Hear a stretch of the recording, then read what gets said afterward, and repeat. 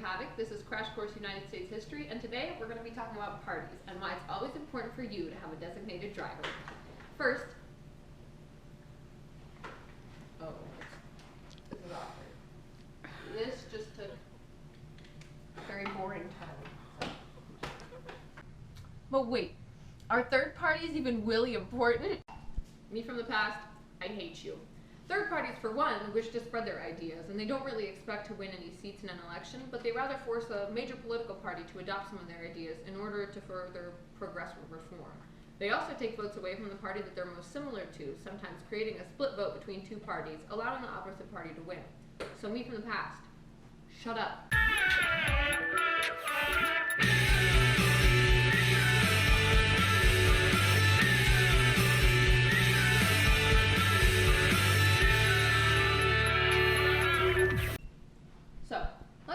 Parties, and not the good kind. First, it's important to recognize the first ever third party, founded in 1828, the Anti-Masonic Party.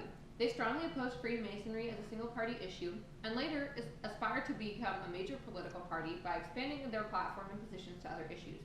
Freemasonry consists of fraternal organizations, such as the Illuminati, and it finds its origins similar to local fraternities of stonemasons, which from the end of the 14th century regulated qualifications of stonemasons and their interaction with authorities and clients. Although lasting only a decade, the Anti-Masonic Party introduced important innovations to American politics, such as nominating conventions and the adoption of party platforms.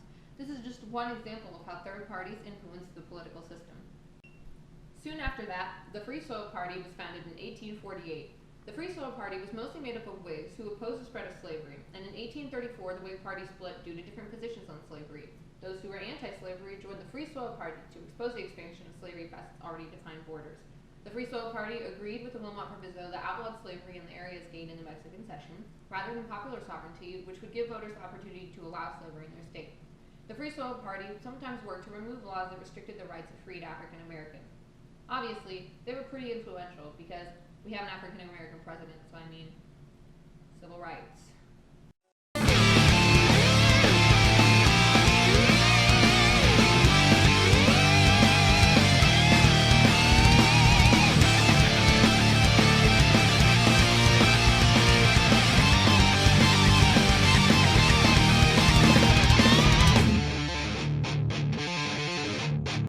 The Know-Nothing Party strongly opposed immigrants and members of the Catholic Church. They wanted to keep America for who they considered Native Americans, white Protestant males. Membership was mainly composed of the middle class and was a reaction against the influx of German and Irish Catholic immigrants who would take low-paying factory jobs in urban areas, leaving Native Americans unemployed. Businesses would put out "Irish need not apply" signs when hiring, and in 1856 Millard Fillmore was a Know-Nothing nominee. However, the party soon broke over the issue of slavery. Third-party impacts aren't always so peachy. The military, political, and racial behaviors and attitudes of America's immigrants during the Civil War can only be understood against the background of discrimination, hatred, and violence that they had suffered during the preceding 2 decades, arguably propagated by the Know-Nothings. On that happy note, let's go to the thought bubble. Free silver was a major policy issue in late 19th century American politics. Its advocates, the Free Silver Party, were in favor of an inflationary monetary policy using the free coinage of silver, as opposed to the deflationary gold standard.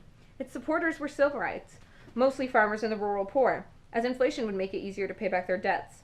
The Silverites promoted bimetallism. Free silver was a central issue for Democrats in the presidential election of 1896 and that of 1900, under the leadership of William Jennings Bryan, famed for his cross of gold speech in favor of free silver.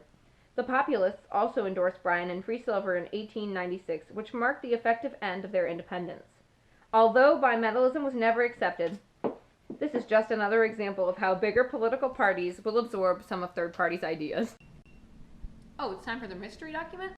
So, here's the rules. If I get the author of this document correct, I don't get anything, and then if I get it wrong, Sparrow here will spray me with goo. Silly string, that's what it's called. Okay, ready? The unity of labor, economic and political, upon the basis of class struggle, is at this time the supreme need of the working class, blah, blah, blah, blah. We are engaged today in a class war. And why?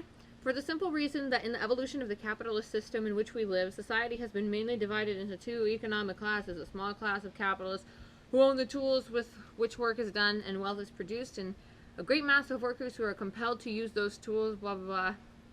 Yeah, okay.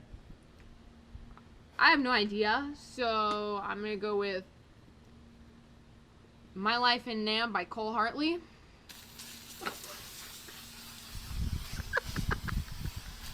You're wrong. Yeah, I got that. It's actually Revolutionary Unionism. Written by? Eugene, no, just kidding. Wait, yeah.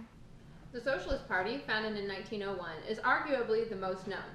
It was a multi-tendency democratic socialist and social democratic political party in the United States, formed by a merger between the 3-year-old Social Democratic Party of America and disaffected elements of the Socialist Labor Party, which had split from the main organization in 1899.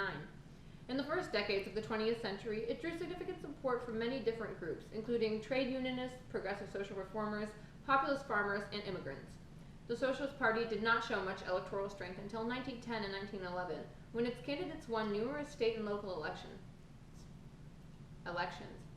A major member, Eugene V. Debs, not a court case, won over 900,000 votes twice in presidential elections. Many major countries in the world are somewhat or completely socialist, and some people think that America is ripe for a sprinkle of socialism. Oh, you again. In the election of 1912, the Bull Moose Party, started by Theodore Roosevelt, really gave the progressives a voice. The progressives wanted the establishment of minimum wage, 8-hour workdays, and women's suffrage, all things we have today. The Progressive Party was made up of middle-class workers. After Taft's first term as president, Roosevelt came back from Africa and decided he was not content with the state of the nation. Taft had not done a good enough job instituting progressive reforms as his successor. Therefore, Roosevelt decided to run for president again. However, he did not get the Republican nomination. This went to Taft, and Roosevelt was determined to run, so he created his own party, the Bull Moose Party. Yippee! That represented his progressive views. They took votes away from Howard Taft, allowing Woodrow Wilson to win the election of 1912. However, many main issues of the Progressive Party were accomplished during TR's 2 terms as Republican president. One of the most prevalent parties today is the Green Party. Founded in 2001, they have a basis in grassroots democracy. Grassroot. Giving the most power to the smallest organizational level of government. They're leftists and promote environmentalism, nonviolent social justice, participatory grassroots democracy, gender equality, LGBT rights, and anti-racism. The Greens gained widespread public attention during the 2000 presidential election when the ticket composed of Ralph Nader and Leona LaDuke won 2.7% of popular vote. Nader was vilified by many Democrats and even some Greens who accused him of spoiling the election for Al Gore, the Democratic candidate. Nader's impact on the 2000 election remains controversial today. The GPUs have several members elected in state legislatures, including in California, Maine, and Arkansas. A number of Greens around the United States hold positions at the municipal level too, including on school boards, city councils, and as mayors. Perhaps one of the best-known quotes about political third parties comes from the deceased Columbia University professor and popular historian Richard Hofstadter. Third parties are like bees. Once they have stung, they die. And maybe this is true, but not in a negative way.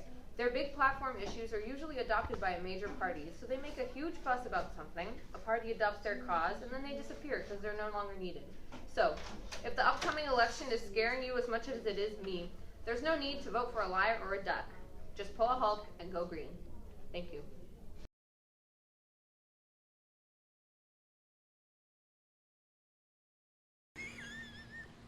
Wow, it's like my Saturday night. It's actually Revolutionary Unionism. Damn it! The Bull Moose Party, founded and led by Ted. It's messed up. That was pretty fun. Oh my god. Are you still filming?